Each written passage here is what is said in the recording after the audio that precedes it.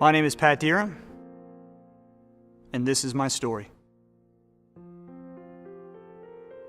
Over the last 10 years, God has radically and repeatedly altered my life and the lives of my family in order to show us His greatness and His beauty. Back in 2007, my wife Barbara and I decided to adopt our first child after having 6 biological children of our own. We ended up adopting Pablo Lux Alonso, who had been raised since birth in the orphanage in Guatemala. What should have been a 12-month process ended up taking 48 months. And during that process, my wife and I inadvertently allowed the document that controls the visa, which would allow our son into the country, to expire. Even though the adoption was now complete, the government viewed us as having abandoned our son because that document had expired, and we were not allowed to bring him into the country. We had 3 options at that time. First, we could abandon our son and leave him at the orphanage and wish him well. Number 2, we could move him from the orphanage into a boarding school and pay for all of his needs for 2 years, after which we could apply for and probably obtain a visa.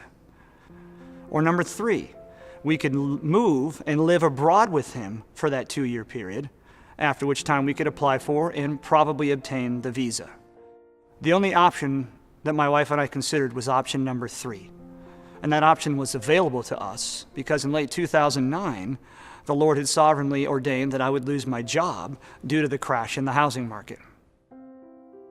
My wife and I began to discern that perhaps this was God's way of calling, even compelling us into overseas mission work in Guatemala. But I wasn't having that. I was angry. I was angry at God. I was angry at God for taking my job. I was angry at God for taking my retirement. And I was angry at God for now perhaps taking our newly adopted son. I had the temerity to say to God in some of my prayers in early 2011, God, I'm the father of 6 biological kids. I'm adopting a 7th. I'm a lay pastor at the local church I helped start some 10 years ago. You've taken my job, and now I'm burning through my retirement to provide for my family. And now you're asking me to take my family and move them from everything they know to a foreign culture, to a foreign language. You would never ask that much of me. Fortunately, God gave me a wise wife. And He also surrounded me with a number of wise friends and family members, all of whom appropriately and gently rebuked me for my sinful attitude, as they reminded me of what Jesus Christ Himself did as He left the throne room of grace and came down and lived amongst us as He took on human form, knowing that He would be killed by those whom He was coming to save, to the praise of His Father's glorious grace. And so I humbly repented of my sinful actions back then. And my wife and I did determine that God was in fact calling us to be missionaries in Guatemala. And God further confirmed that in our lives by providing the over $200,000 of support that a family of 9 needs in order to move to a foreign country, live there for 2 years, and then return on the backside. And so early on October 3rd of 2011, my family and I left America and we flew to and arrived in Guatemala. 5 days later, we drove up the hill to the orphanage where we picked up our son Pablo, and we were united together for the first time as the family of 9 that we are today. And then it got tough. And then it got really, really tough.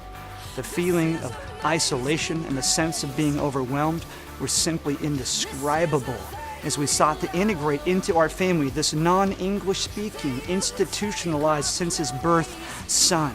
We had no friends, we had no family, we had no support structure, we had no language skills. Really, we had nothing except for God.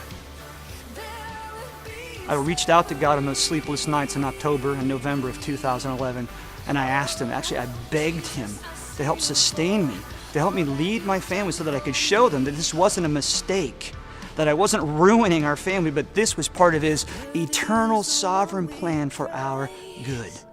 And in those sleepless nights, He would often say to me, Pat, I've taken nearly everything I have given to you in my goodness. And all that you know I have really is me. Am I enough? And the answer back in 2011, and the answer today is yes, Jesus is more than enough. Even in all that my family went through, He more than sustained my family and I.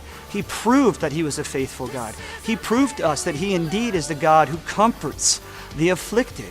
And he showed us that his greatness and his character were way more than sufficient for any need we had, even in our darkest nights.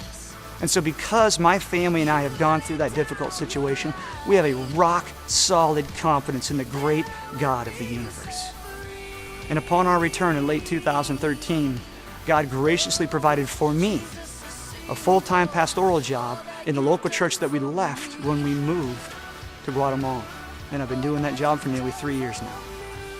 And now my family and I know, because God's word says so, and because we live it, that all things work together for good for those who are called according to his purpose, and that we are being conformed into the image of his beautiful and all-satisfying Son. My family and I, we have tasted and we have seen that the Lord is good.